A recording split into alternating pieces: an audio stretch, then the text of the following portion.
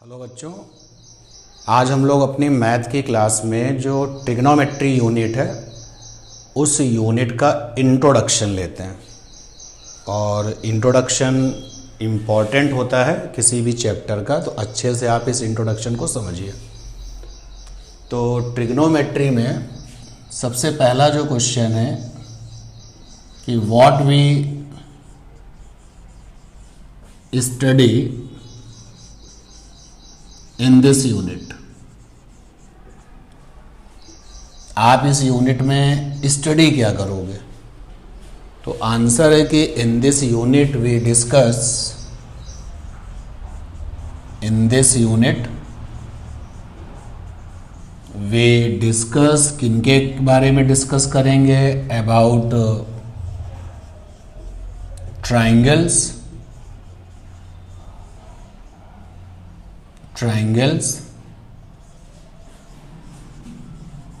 and its parameter,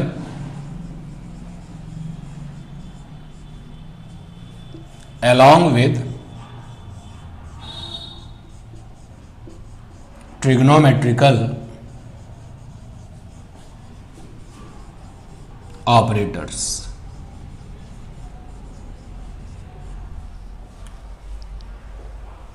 तो इस trigonometry की यूनिट में हम बात करेंगे ट्राइंगल्स के बारे में। जैसे ये एक ट्राइंगल हमने बना लिया,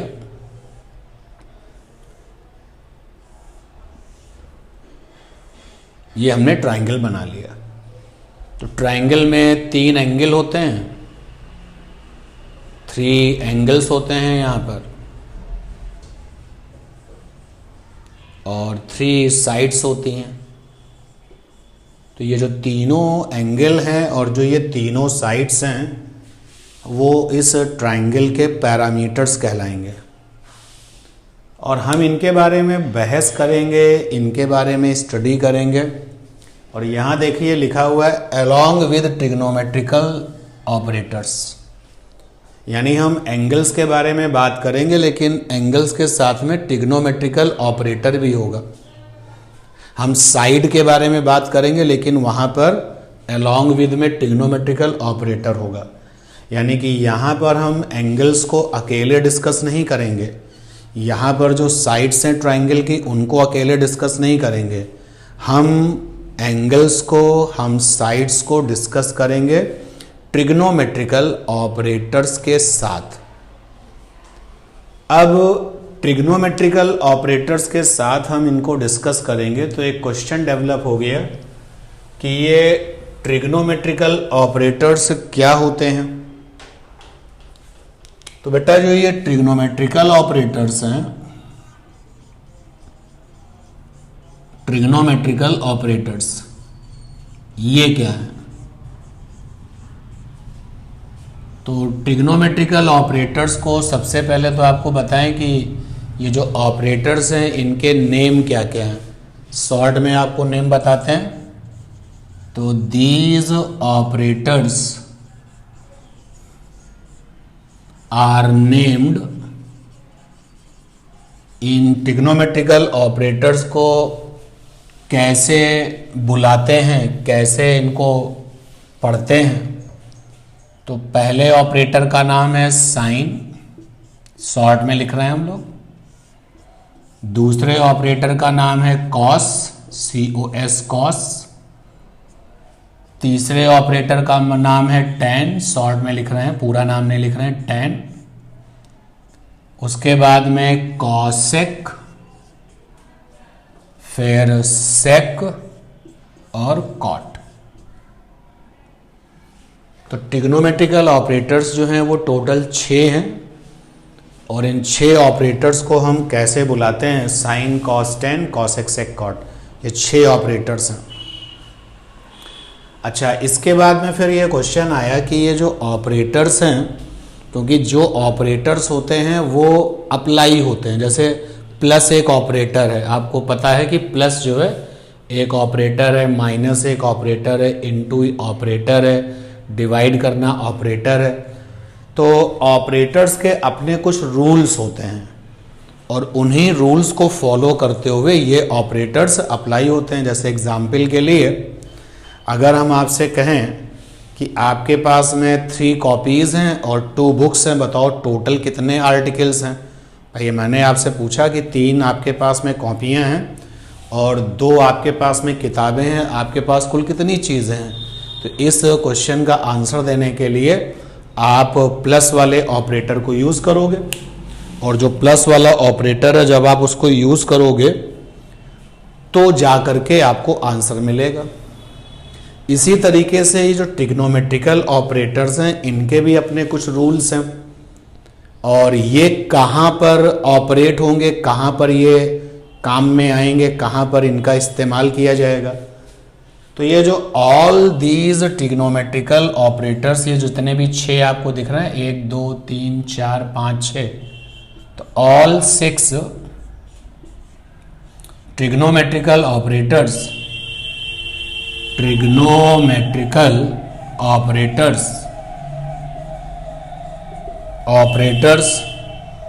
अप्लाई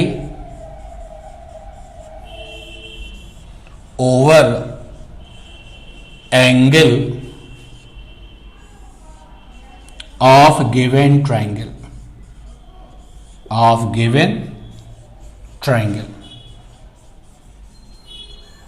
जो ट्रायंगल है उस ट्रायंगल के पास जो ये 3 एंगल हैं, तो ये ऑपरेटर्स 6 के 6 ऑपरेटर उसी ट्रायंगल के एंगल्स के ऊपर अप्लाई होंगे। जैसे सपोज कर लो कि हमारे पास में एक ट्रायंगल है, एक बार बना लिया इसको, और इस ट्रायंगल के इस वाले एंगल का नाम x है, इस वाले एंगल का नाम y है, और इस वाले एंगल का नाम z है।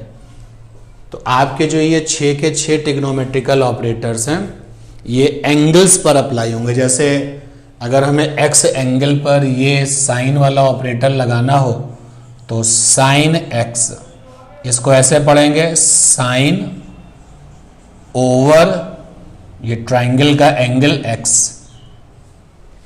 इसी तरीके से आप किसी भी ऑपरेटर को, कॉस को, टैन को, कॉसेक को, सेक को, कॉट को किसी भी एंगल्स पर लगा सकते हो। जो ही नहीं कि x एंगल पर ही लगाएं, y पर भी लगा सकते हैं, z पर भी लगा सकते हैं।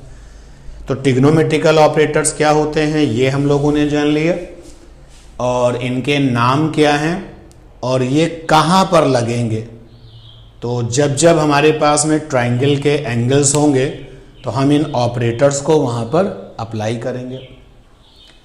अब हम बात करते हैं कि अपनी जो सिलेबस की ट्रिग्नोमेट्रिक है, तो उस सिलेबस की ट्रिग्नोमेट्री में हमारे पास जो ट्रायंगल होगा वो राइट एंगल ट्रायंगल होगा। राइट एंगल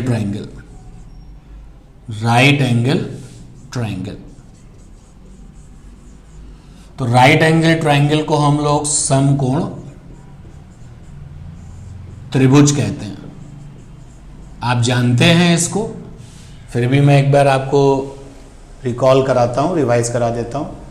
देखो राइट एंगल ट्रायंगल में एक बात तो आपको ये पता है कि right angle triangle having one angle is equal to 90 degree, और इसी 90 डिग्री वाले एंगल को ही राइट एंगल कहते हैं। जो 90 डिग्री का एंगल है इसी को कहते हैं राइट एंगल। एक तो बात आपको ये पता है कि राइट एंगल ट्रायंगल में एक एंगल जो है वो 90 डिग्री का होता है, और बाकी के जो बचे हुए 2 एंगल हैं रिमेनिंग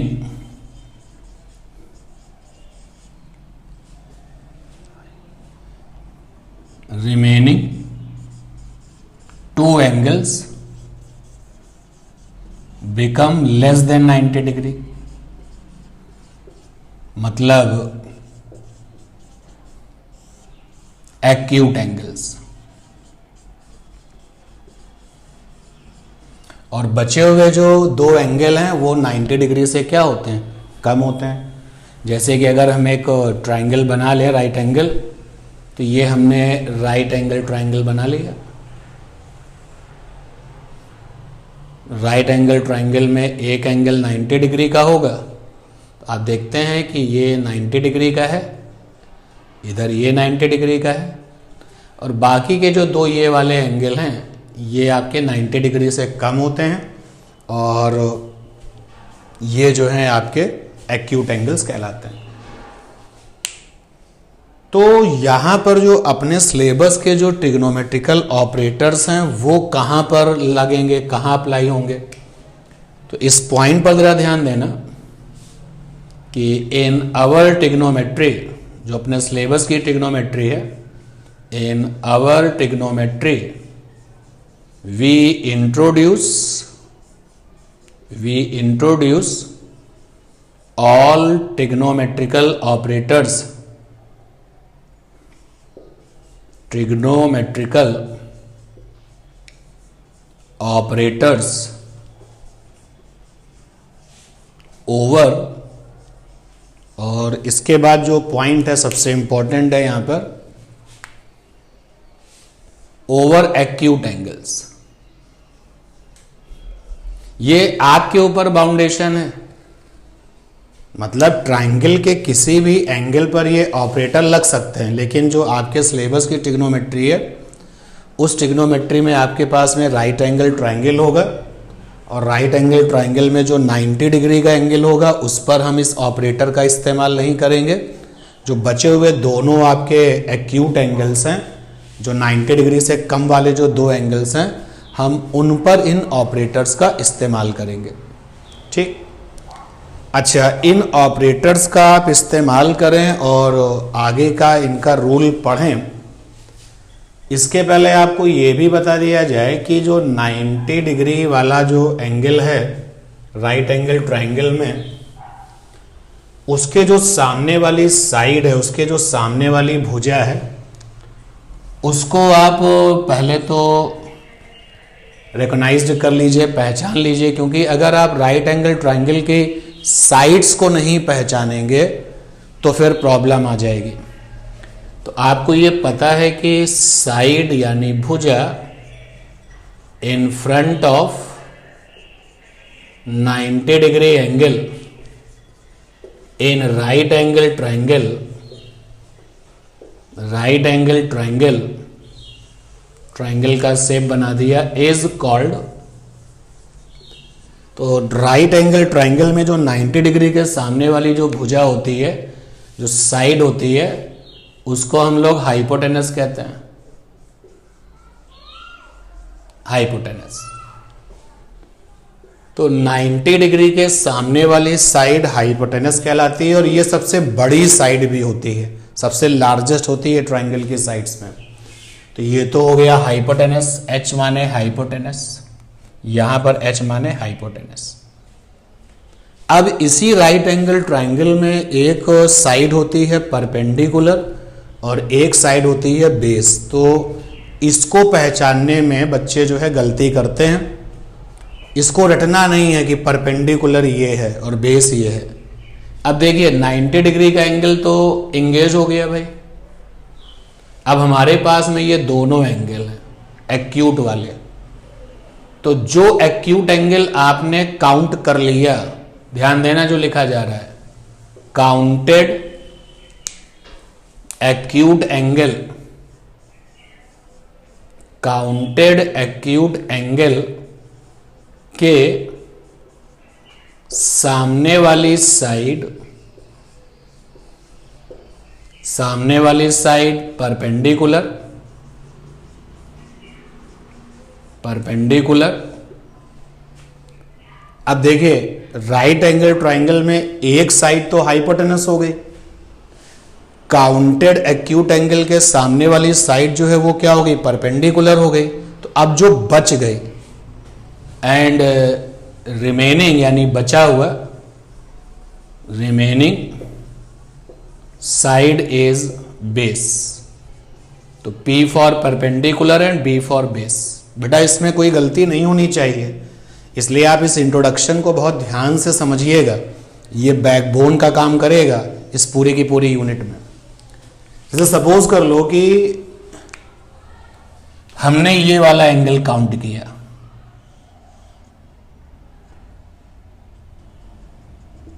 हमने जिस एंगल को काउंट किया वहां पे हमने एक छोटी सी आंख बना दी है कि हम इस एक्यूट एंगल को काउंट कर रहे हैं। जिस एक्यूट एंगल को आपने काउंट किया है उसके सामने वाली जो साइड है ये परपेंडिकुलर है। हाइपोटेनस अपने आप में पता चल गया, परपेंडिकुलर। अब जो बच गया ये बच गया, ये बेस है। सिमिलरली इस वाले में जरा देखें। अब एक्यूट एंगल, दो एक्यूट एंगल हैं, आप किसको काउंट कर रहे हो? आपके क्वेश्चन में किस एक्यूट एंगल को काउंट करने के लिए कहा गया है? तो अगर हमने इस वाले एंगल को काउंट किया है तो एंगल जो काउंटेड एक्यूट एंगल है, काउंटेड एक्यूट एंगल के सामने वाली जो साइड है दैट इज परपेंडिकुलर। बाकी जो बच गया वो कौन है? बेस। तो अगर आप इतना कैपेबल हो जाएं कि राइट एंगल ट्राइंगल में परपेंडिकुलर कहां पर है, बेस कहां पर है और हाइपोटेनस कहां पर है, तो ये जो बेसिक्स हैं वो आपकी इस पूरी ट्रिग्नोमेट्री में हमेशा के लिए आपके लिए यूजफुल रहेंगे।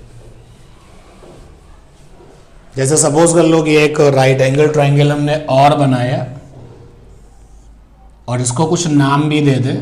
इसका नाम है ABC और मेरा क्वेश्चन है कि इस राइट एंगल ट्राइंगल में हाइपोटेनस कौन है, H कहाँ है भाई? तो बहुत आसान होता है। जो 90 डिग्री के सामने है वो हाइपोटेनस है, सबसे लार्जेस्ट साइड होती है। तो H फॉर AC, हाइपोटेनस यहाँ पर AC है।